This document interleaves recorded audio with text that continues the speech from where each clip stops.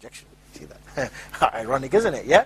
But somebody Muslim, when he looks through the eyes of Islam, the Islamic shades, he'll always say, Subhanallah. Subhanallah.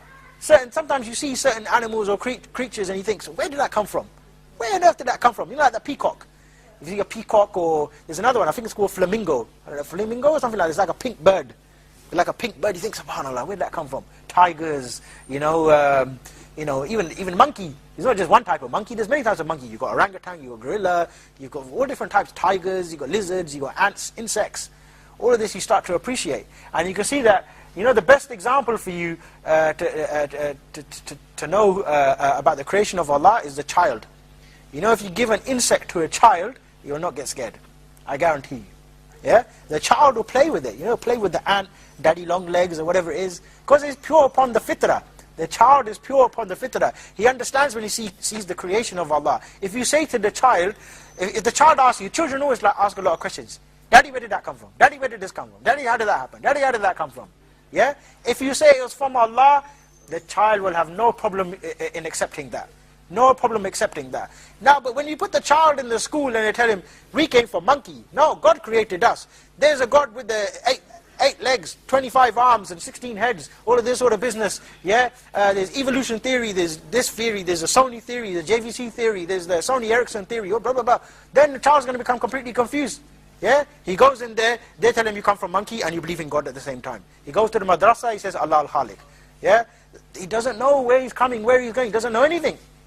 So the child's fitrah will start to become polluted, which leads me on to the sixth reason, is no Islam within the home. With no Islam within the home, then the fitrah are going to be polluted, especially the children, the fitrah is going to be polluted, and this deviation will occur within the aqidah. You see? So, if all you're going to have for your son, for example, is Shrek, Mr. Fox and Mr. Wood, and the Matrix playing, yeah? Or Harry Potter. Why the hell do you want to watch Harry Potter in the first place? Mushrik, man magician. Yeah, certain cartoons are allowed for your children, but you don't want to start watching films like Matrix and Harry Potter and all this Star Wars and I don't know, all these type of things, yeah? Where they start to make shirk. The man's wizard. What do you mean wizard? And child comes, wait, you really want your son to become like Harry Potter? I know it's entertainment, yeah? Harry Potter, yeah? Who was this? I don't want my son to become like Harry Potter. Little glasses, he can't do nothing. Put him in a fight. Send Harry Potter to Afghanistan. I see how long he lasts, innit? Pull out something from his sleeve and fire a couple of tornadoes. It's not going to happen. You know what I mean? The man's going to be in Guantanamo Bay, yeah, within 5 seconds, you know what I mean? I see how long he lasts there with the orange jumpsuit. Tell him to escape out of the orange jumpsuit, you know, Harry Potter. So you don't want that as an example. So you want to maintain the fitrah of the child within the home, yeah? Putting Shrek and Mr. Fox and all this stuff with Mr. Fox. The only reason I know Mr. Fox, I don't watch this, I just saw the poster and I got a balloon from someone gave me a balloon from some shop. They gave it as a free gift for my son. Alhamdulillah, he popped it. You recognize Mr. Fox. He's not Muahid. You know what I mean? We need to get rid of Mr. Fox, man. We want Abu Bakr as-Siddiq, Khalid bin Waleed. That's the example for my son. You know what I mean? That's why the sunnah is to play with your children. When you play with the children, you give the tarbiyah. The tarbiyah is many different types. When you have the tarbiyah of the child within the home, you will wrestle with him. And you let him beat you. You say, oh, that's like, what's his name? And child will be like, who, daddy? Who? Khalid bin Waleed. No, Harry Potter. Yeah, that's like Khalid bin Waleed. You know, and then you tell him the whole story. You know, Khalid bin Waleed, he went this. Yeah, he caught Majah in the battlefield. He went after Musaylama, the false prophet. He said, who's Musaylama? It's Barack Obama. Go after him. Yeah. You nurture the child's personality. You see, you want to do that. You want to do that with the fitrah. Otherwise, the fitrah are going to become polluted. Being reported in Sahih Bukhari, volume 2, page 262. Every newborn child is born upon the fitrah, and it is only his parents that make him a Jew, a Christian, or a fire worshipper. You see that? The crux of the hadith, it said, it's only the parents that pollute the fitrah. You see? That's why you need to understand the children, they are an amana for you. You're going to be accountable for them. You're going to be accountable for what you feed them. And not only for what you feed them, but by the money that you got to get the food to feed them as well. So if your income is haram, and you use that to buy food for them, it could say halal on there all the way to the middle of next week. It doesn't make a difference. You want to make sure everything is halal within the home. From the food to the television. You know what the remote control? Yeah? Control the remote.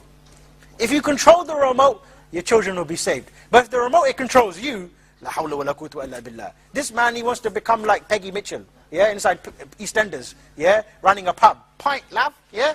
You know what I mean? That's not what you want for your daughter. You know what I mean? You got a daughter called, Maryam. You want to teach her about Maryam alayhi salam, not Barbie doll. And I know one sheikh, he had this problem. It occurred with one sheikh. And this sheikh, his daughter came home, and you know what she said? She said, I want Barbie doll. And you know what Barbie doll has? Barbie has got a boyfriend as well called Ken. Yeah? Barbie's got a mobile phone. Barbie's got a car as well, got a nice Lamborghini, whatever, what is it? Barbie's an independent woman. Barbie, she wears not khidmar in jilbab, she wears bikini. She goes out, she does work, she fornicates. Of course, she's a bimbo, yeah? So the sheikh, he had a big problem. So the sheikh, he spoke to one brother. He said, look, what do we do about this Barbie? He said, no problem. Give the Barbie to me. This one brother, the brother, may Allah release him, he's in prison now anyway, yeah? But he gave the doll to the brother. They returned the daughter. They returned the doll back. So the sheikh went to his daughter. He said, "Yeah, Barbie's back. She converted. Her name's Aisha. She got khirmar, jilbab, niqab. She got nice little clothing on now as well. They stitched it up. Mashallah, that's a nice doll for the daughter. Yeah, that's an example for my daughter. You know what I mean? Not Beyonce. Yes, I'm Britney Spears. What do you mean Britney Spears? You just can spin all she wants, yeah? Britney Spears, yeah? I don't want Britney Spears as an example, yeah? Aisha, al-Mu'mineen, Khadija, these are the role models, my dear. We're missing role models today. Wallahi, we are missing role models. Our children today, they become so corrupted when they go outside. They don't have role model. The boys, they don't have role model. The daughters, they don't have role model. You see? Because remember, my dear brothers, no matter how much you teach your children within the home, the society is always stronger than the individual. No matter what you teach your child within the home, when he goes outside, everybody else will become a role model. So all that time you teach him, Bismillah, Alhamdulillah, we eat with the right hand, we don't eat with the left hand. Alhamdulillah, Yahamukullah, all of this will go out the window when he goes out into society. So you want to make sure he's firmly grounded in the Tawheed and make sure he's pure upon the Fitra so he can handle his life outside.